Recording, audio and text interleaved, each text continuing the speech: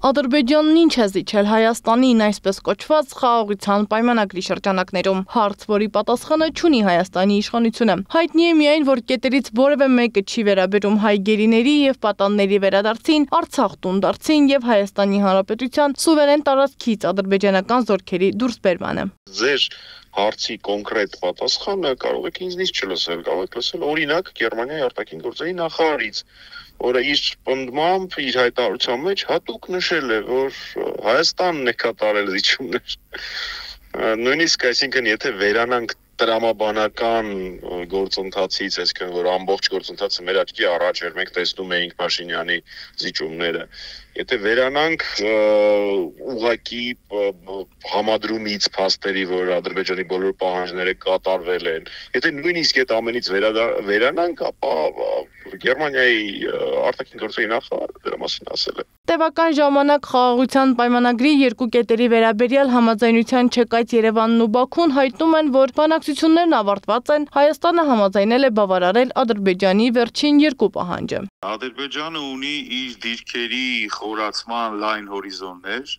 Ադրբեջանը ունի իր քաղաքական, տարածաշրջանային շահերի խորացման հնարավորություններ, ինչ ունի Հայաստանը, Հայաստանը չունի ոչինչ, Հայաստանը ունի բոլոր իմ այս նախկին թվարկած կետերով խորը նահանջներ, խորը պարտվողականություն եւ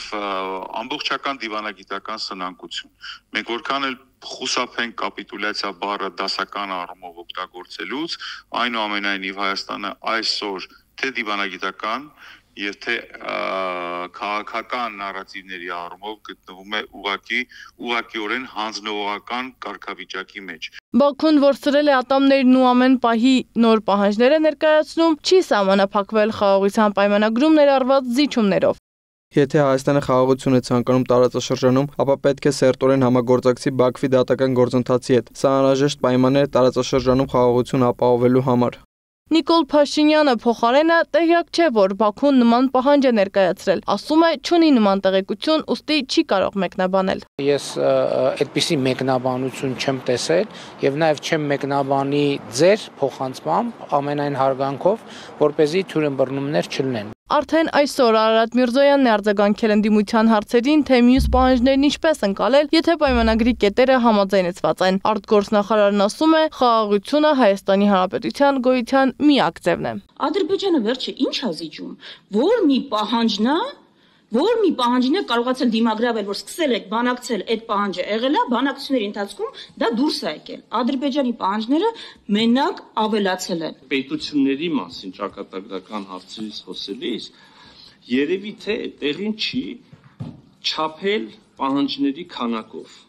Այս վիճակում Հայաստանը չունի ոչինչ, ասում է քաղաքագետ Վլադիմիր Մարտիրոսյանը։ Հայաստանը գտնվում է հանձնվողական վիճակում։ Այն կեղծ գաղափարները, որոնք Փաշինյանը փորձում է ներկայացնել որպես վերջին շանս, ոչինչի մասին են։ Դրանք միջոց են իրական խնդիրները քողարկելու համար։